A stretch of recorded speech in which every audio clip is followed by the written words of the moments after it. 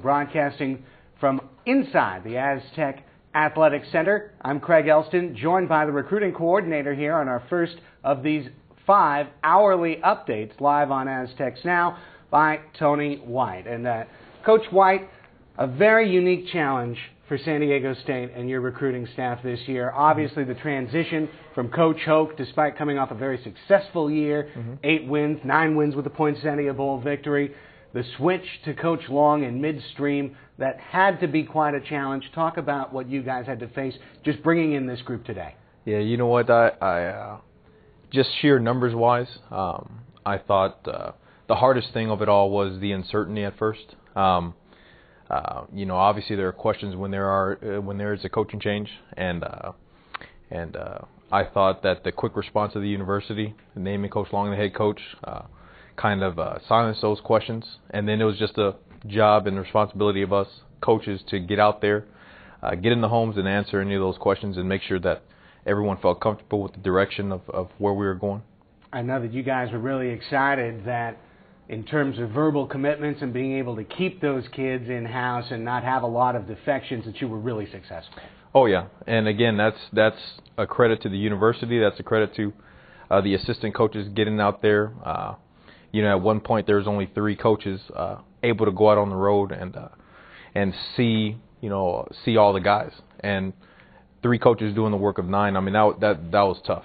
And, again, that is a testament to the university for the quick response and the assistant coaches for going out there and grinding and answering those questions and keeping these guys together. Now, while on one hand you guys have the extreme challenge of the coaching staff transition, on the other hand, I would imagine this was a recruiting season that you guys, and especially the holdovers in the staff, were really looking forward to, in terms of, in the past, you've always been kind of selling the promise of the future of the San Diego State Aztecs football program, but now you really have some great success in the present and some great talent to build with. Oh yeah, and I think that's a credit to what has been started here. We've been able to do some good things, obviously, through hard work, guys understanding the vision that was started here and that is continuing here. And I think that you know, we did have some success, and we just want to continue that success, and we want to be able to make this a yearly thing where, you know, every year guys expect to win the Mountain West Championship. Guys expect to come in here and compete for just that. Well, let's give you kind of the lay of the land here for our signing day special on Aztecs Now Online. We're going to be here live at the top of the hour. Each hour, 9 o'clock here, obviously our first update at 10, 11, 12, and 1 o'clock. At 2 o'clock, you'll see live head coach Rocky Long and his press conference wrapping up, so to speak, the day, the National Signing Day, and bringing in all these terrific high school recruits. I just saw Dave Berry, our man that's running the stage here, put up a 21st name. So we've got 21 young men who have now committed to San Diego State University this morning. You'll see those names scrolling across the bottom of your screen. And a great chance to start talking about these kids, Coach White. And when you look at this group of 21 right now, just as a collective, what's the first thing that stands out to you? I think the first thing that stands out is the overall athleticism of the class. I think from top to bottom, we were able to increase, the athleticism that we have brought in, matched that, and probably took it to another level, as well as brought in guys who fit the mold of what we're looking for. We're looking for tough guys who understand that we play physical football, that we want to get after, and that we demand that. And I think overall, when you look at the class, you'll see some football players here.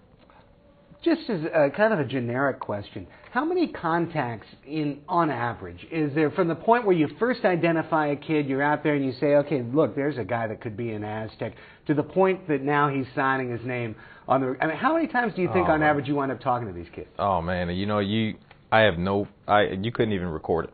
The list starts off in the recruiting process, like right now, you know, we're already starting on next year's class. I mean, the list, 5,000-6,000 names, and it just kind of narrows it down, and then you end up with 20 plus, you know, football players who believe in what you're doing, and you know, we just take it from there. It's kind of underlining a lot of hard work to get to this point today. All right, let's talk about some of the specifics. And I know for San Diego fans who go out on Friday nights and follow the Friday Night Lights and the high school football, it's always exciting to see some local kids that stay home, putting that fence around the county line and getting some kids in. And let's start with a young man that I know came from one of the top programs in the county, Sam Meredith.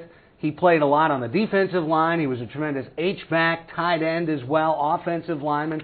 What do you guys have in Sam Meredith, and how do you think you'll use him? You know what, again, you're going to hear me refer to this a lot, is our athleticism. And Sam is a perfect example of one, you talked about keeping local talent here.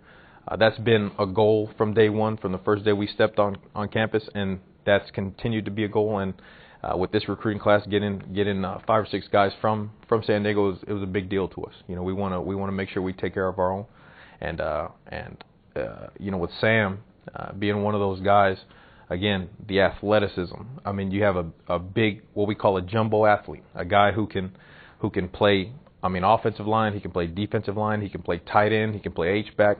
You talk about getting those kind of guys that really, they're like queens on a chessboard. You can place them anywhere, they can move anywhere, and Sam fits that mold exactly. Yeah, 6'4", 250. And I know a lot of other schools were recruiting him for different positions. Mm-hmm. So what was kind of the pitch to bring him in?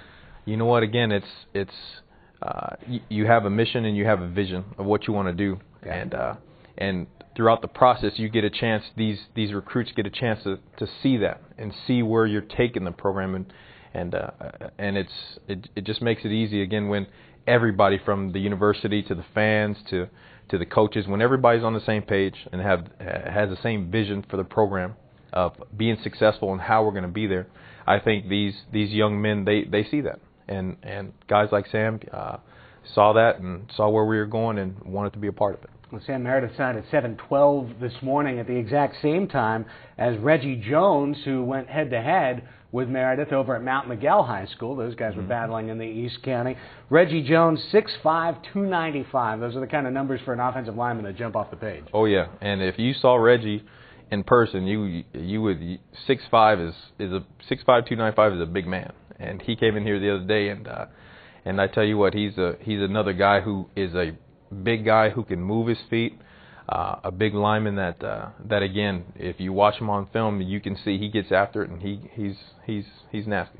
And each of these 21 kids, by the way, as they sign, their recruiting videos and highlight videos from their prep career available for you to watch right here on GoAztecs.com. So something to do in between our live updates here as our signing day special continues. Let's continue talking about some of the local kids, Coach White, that you've been able to bring in. And I look at another program that had a tremendous year, Madison High School, and a freshman running back, Deshaun Hardwick. Mm-hmm. Tell us a little bit about him. And, of course, running back, a position with Ronnie Hillman that is well taken care of right now. Oh, yeah. And, again, you another thing that we started from day one, and that is emphasized here is competition. We want to bring in guys that understand what competing is.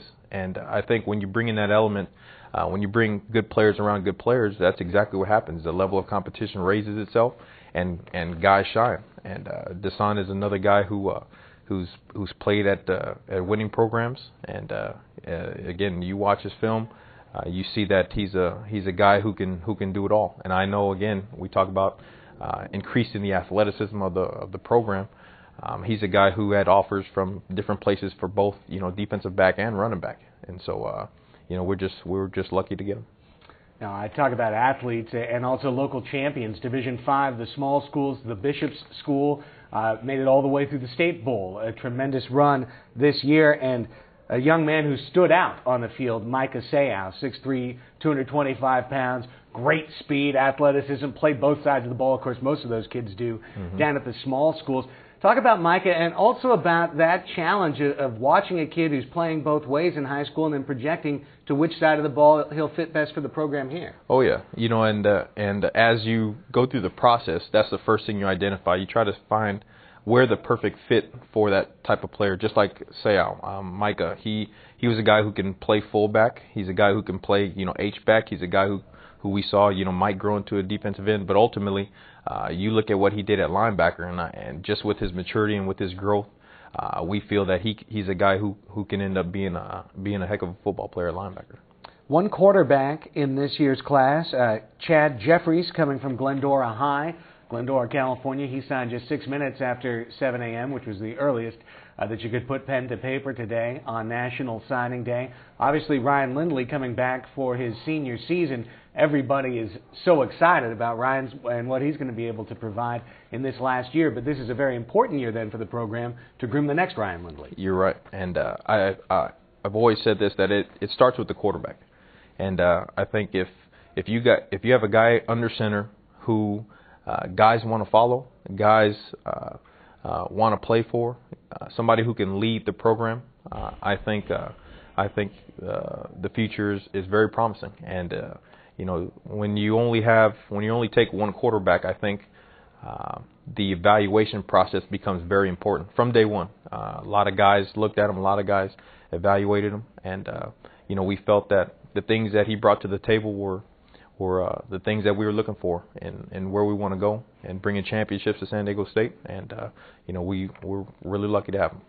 And it should be interesting in the next couple of years what happens under center here for San Diego State, and certainly the future is bright as we continue looking through this class of 21 right now, and growing, of course, as we get new updates we're bringing to you live right here on GoAztecs.com.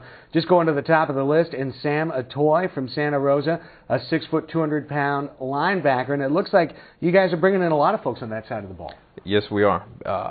And again, it was hard during the eval process with a guy like Sam because, again, going along with the theme, if you watch his film, he played quarterback, he played running back, he played linebacker, he played defensive back, all in the same year now, which I don't know how he has time to study the playbook, but he's just, again, one of those guys who is a good, hard-nosed football player. And guys like Sam not only help you in the sense of playing defense or offense, in this case defense, but those are the kind of guys that make up the core of your special teams. Guys who can run, guys who can fly around, and guys who like to hit. Looking at wide receiver, that's certainly a position that I think San Diego State football fans have to be curious about. Obviously, two of the best wide receivers in what has been a long and storied career of great wide receivers here on Montezuma Mesa, Vincent Brown, DeMarcus Sampson, both of them hoping to continue their careers professionally. 3 wideouts in this year's class. Let's talk about all 3.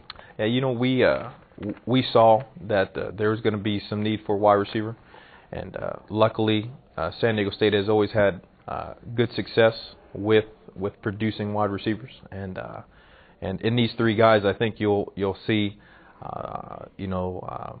one, the particular need for outside guys. We got Larry Clark and Anthony Sheffield, who are bigger guys, in the 6'3", 6'4" range. We vision those guys being DeMarco Sampson type guys who are big, guys who are physical. And then you got Jamon Hazley and Paul Pitts, who are guys who are very athletic, can stretch the field, guys who are Vincent Brown types. So I think looking at the wide receiver class as a whole, again, you go through the evaluation process and you say, what do you need? And you start with, obviously outside receivers, and then you come to inside receivers, and so on and so forth. And I think the coaching staff did a great job of evaluating and getting players that fit needs. It's amazing to me just the specialization of offense now, that it's something that you identify even at the high school level, an X or a Z receiver, so to speak, as opposed to that slot receiver. There's a very specific body type and skill set just for the inside position. Yeah, exactly. And it's not about just, getting 5 wide receivers and having 5 of the same guy.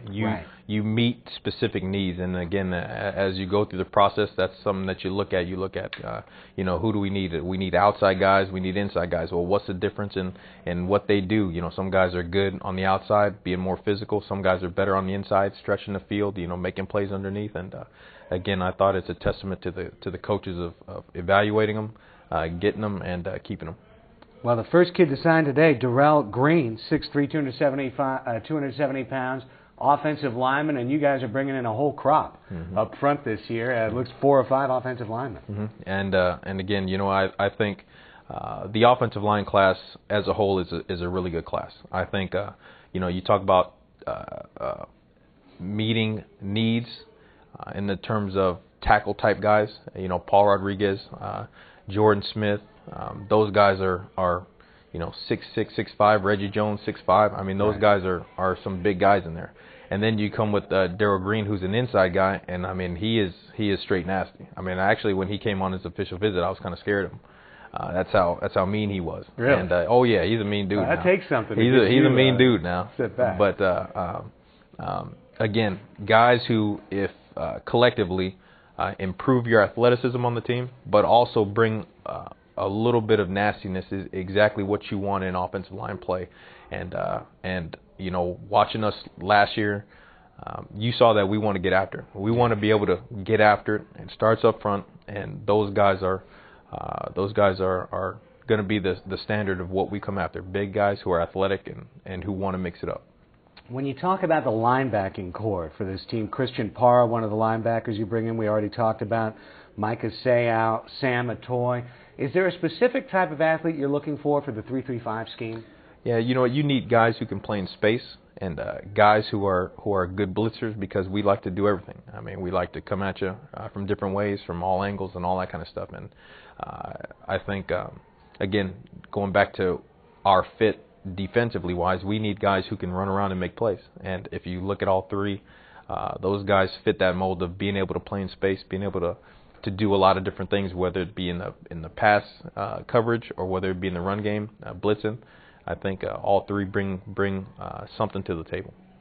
Tight end is considered to be one of your strongest returning positions, one of the best tight end classes in the history of San Diego State, considered maybe one of the top in the West Coast, if not the country, next year. And then I looked into this group of 21, and I see a couple of kids with their tight ends, and a couple others who we've already talked about who played tight end in high school and were absolutely terrific. Tell me a little bit about Robert Craighead and Adam Roberts. Yeah, those guys, tight ends, fullbacks, and linebackers are very valuable in the sense, again, because those guys can play so many different positions. And again, going back to, like the Sam Meredith, those jumbo athletes, because those guys end up helping you a lot on special teams as well. Tight end for us is huge. I mean, again, you go back to the fundamental elements of football that how we want to play, and that's running the football. And starts up front with the offensive line, but I think the position that is key as well is the tight end. And I think last year you saw guys like DJ Shields and Gavin Escobar, those kind of guys, really did work in the run game. And we need to continue to bring in tight ends who are athletic enough to stretch the field, especially when guys want to go man up. You got to have an athlete to beat a linebacker and to beat a safety, but also who's physical enough to block defensive ends. And I think those two guys are just that. And wrapping up, defensive back, the defensive secondary, one position we haven't covered yet. Tony Bell, one of the defensive backs that you bring in this year's class. Also Darius Guillory, just up the road from Chaparral High School in Temecula. Let's talk a little bit about the defensive backfield. Yeah, with when you run the 3-3-5, you got to put a premium on safety, on defensive back play. Yeah. And with those guys, we felt that those safeties have to be physical guys for us. Those guys not only cover wide receivers, but they also come down in the box. They also play like linebackers. They do a lot of things for us. And so, in looking at Tony and Darius, one thing you'll see on film is that those guys are physical. Those guys will come after you. Those guys will hit you any way they can, and as well as make plays on the ball. And it's a key element in what we want to do defensively, and I think those two guys are gonna fit exactly. Well, we've hopscotched through the first 20, and as we got started, Coach White, Ryan Jack, 6'1", 220-pound linebacker, Corona High School, Centennial High School out of Corona. His name added to the list. Ryan Jack, tell us about him. Again, you get a guy who is from Centennial, who's known powerhouse team down there, who plays some really good football. Competes at a high level, and Ryan Jack is a guy who again can run around, and he'll hit you, he'll knock your socks off, and again brings that physical nature to the game. A guy who can help you out on special teams, and a guy who fits in exactly to what we want to do. And again, that's bring in athletes, but athletes who are physical, athletes who know how to compete, and athletes who understand where we want to go. Ready for a good night's sleep? Oh man, the day's just starting. The day's just starting. I know, but it's a day that's been a culmination of months and really a whole year of hard work. Recruiting coordinator Tony White, assistant coach of the San Diego State football staff. Congratulations on a great day, Coach White. Thanks for the time to give us that first run through of the group of 21 and growing. Thank you, and again, we just want to say thank you to everybody who's played a part in it, the university, the fans, all of the coaches, all the time that everybody's put in. I think it's a great day for San Diego State, and we just want to say thank you to everybody. Real exciting day on campus. It continues right here on GoAztecs.com. Our next Aztecs Now online signing day special live will be at the top of the hour at 10 a.m. We'll do this every hour on the hour right up until 2 o'clock when head coach Rocky Long will have his press conference, which you'll also see live right here on GoAztecs.com. For recruiting coordinator Tony White, Craig Elston now signing off from Montezuma Mesa. We'll talk to you again at 10.